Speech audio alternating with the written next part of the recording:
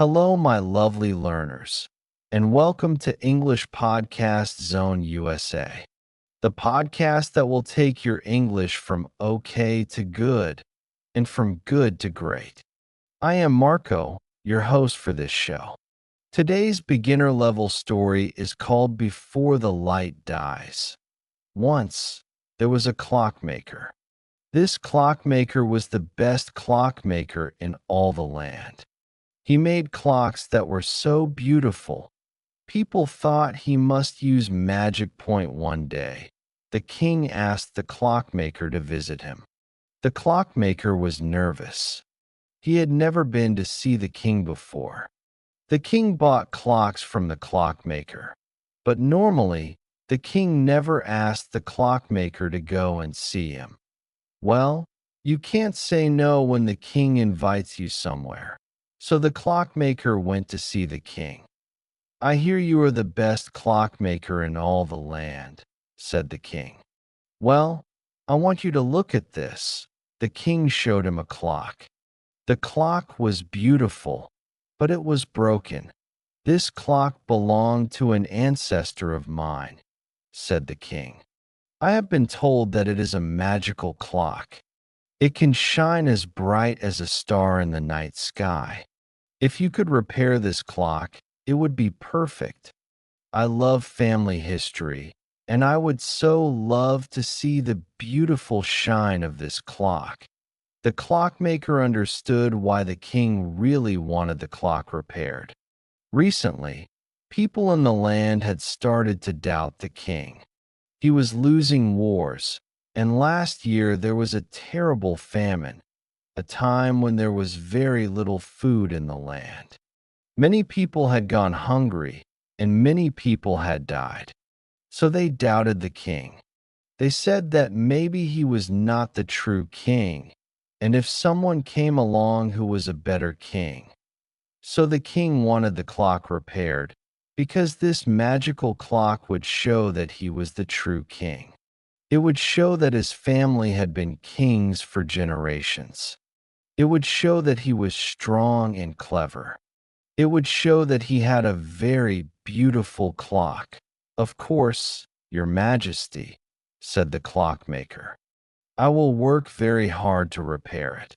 And so the clockmaker took the broken clock and went back to his workshop. In those days, most clockmaking was done without magic. The king's father had hated magic, and he had banned magic from the land. The clockmaker had once had a young apprentice who loved using magic. The apprentice was very good at magic. The clockmaker tried banning his apprentice from using magic, but the apprentice used magic in secret. So finally, the clockmaker sent the apprentice away to a country in the east. That had been a very hard decision, but he tried not to think about that now. He focused on repairing the clock. He was not sure why it was broken, so he needed to try lots of things. First, he replaced the gears of the clock. He noticed that the gears were made with fake gold. Maybe someone had taken the gold gears out and replaced them with fake gold gears. In the past, gold was very expensive, and people would take gold out of old clocks to sell it. If this was a magical clock, it might need real gold to work. So the clockmaker replaced the fake gold gears with real gold. The clock started ticking, and it began to shine, but the clock ticked too fast. When the clockmaker went outside, he saw that all the people in the town were rushing. Just as the clock was ticking too fast, the people were moving too fast. They rushed everywhere, doing everything too quickly. The king also rushed. He told his wife, the queen, to get ready more quickly. He told her that she was speaking too slowly. He told her that she was eating too slowly. Well, as you can imagine, the queen was not happy. When the clockmaker heard about this, he knew he had to try something else. The problems with the queen made the clockmaker think about the decorations on the clock. The clock had lots of beautiful decorations on the outside. There were many rose decorations. Roses were the symbol of one of the past queens. But that queen had done some very bad things, and she was sent away from the land. If this was a magical clock, and it had the symbols of a bad queen on it, maybe that was why it was working badly. If the clockmaker changed the symbols, maybe the clock would work better. So the clockmaker took off all the roses. He replaced them with swans. Swans were the symbol of the current queen. The clock shone brighter, and its ticking changed, but this time it ticked too slowly. The next day, the clockmaker went outside to buy food. But in the market, he found no people. Everyone was at home sleeping. Just as the clock ticked too slowly, the people moved too slowly. Everyone was sleeping and relaxing, and nobody was working. This was a big problem, the clockmaker realized. The king was at war with the country to the west. If the king's army was sleeping, the other army might come from the west and kill them all. Fortunately, the Western army also moved slowly. 3 days later, news came that the two armies were both asleep, and the clockmaker could relax. Still, he needed to repair the clock, and he needed to repair it fast. The clockmaker decided to learn about the original clockmaker, the man who made this magic clock. He asked the king who had made the clock, but the king didn't know. So he went to the library and read many books. Finally, he learned that the original clockmaker had been sent away from the land.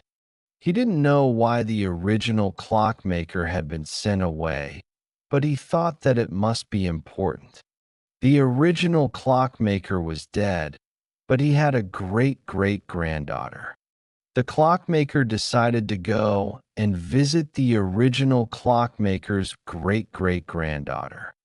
The great-great-granddaughter lived in the country that the king was at war with, the country to the west. It was very difficult to travel there, and it was a long journey. And because of the clock's magic, everything moved slowly. Even the horses moved slowly. So the clockmaker got off his horse and walked.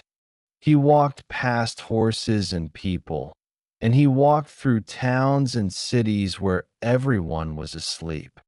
Finally, the clockmaker found the great-great-granddaughter. He asked her about the clock. "I have my ancestor's diary," she said. "Let me find it." She pulled out her ancestor's diary. The clockmaker read through it. It was hard to read, because the style of writing had changed, but he was good at reading the old style of writing. He learned that the clock needed honesty. If the owner of the clock was dishonest, then the clock's light would die. That is exactly what happened. The king who had owned the clock always kept the clock in his pocket. He loved his wife, the queen, but as his wife got older, he stopped thinking she was beautiful. His wife asked if he still thought she was beautiful, and he always said yes. That would be just a small lie. It wasn't a big enough lie to break the clock, but the king wasn't just dishonest about the queen's beauty. He had a much deeper secret. The king did not only love women, but also men. And as his wife got older and less beautiful, the king began to sleep with other women and men, too. Every time the queen asked him about it, he lied, and this was a big lie. Every time the king lied, the light of the clock died a little. Finally, the clock's light went out, and the clock broke that time. The only people who knew about the clock's magic were the king and the clockmaker. If the queen found out about the magic, Then she would know her husband had lied to her, and she would know that her husband had slept with other women, and perhaps with men, too. The king thought the clockmaker might tell the queen about the magic, and so he decided to have the clockmaker killed. But before the clockmaker could be killed, he escaped. He escaped to the other country in the west, and he knew he could never come back. "There is only one way to repair the clock," said the great-great-granddaughter. "Please," said the clockmaker, "tell me. You must tell it a truth that nobody else knows. You must give the clock your deepest secret." The clockmaker couldn't believe it. He was a simple man, and he had no deep secrets. Still, he thanked the woman and went home. During the long journey home, the clockmaker thought, a truth that nobody else knew. He didn't have any secrets like that, but slowly, he started thinking through his life. Slowly, he realized that there was a secret. In fact, it was such a deep secret that he didn't even know it himself. But reading the diary of the old clockmaker had shown him his own secret. When the clockmaker came home, he took the clock into bed with him. He held it close to his heart, and he said, "I loved him," because he had loved him, the young apprentice who had worked for the clockmaker all those years ago. He had loved the apprentice, and he was scared of love, so he had sent the young man away to the east. All these years, he had kept the truth a secret from himself. The clock began to shine more brightly. It shone so brightly that the clockmaker couldn't look at it. He had to put it in a drawer by his bed. The next day, the clockmaker went to the market, and everything was back to normal. Not too fast, and not too slow. People were buying and selling food, talking and laughing. The clock was repaired. The clockmaker brought the clock to the king. "Here it is," he said. "It is beautiful, but you must be careful what you say around it. Do not tell lies when you are carrying this clock, not even small lies." "What do you mean?" said the king. But the clockmaker was already leaving. He went and got on a horse and rode east. He rode east to where he had sent the apprentice all those years ago. Perhaps, before the light of the clock died again, he could find the man he loved. Thank you for listening to this story. I hope you enjoyed it.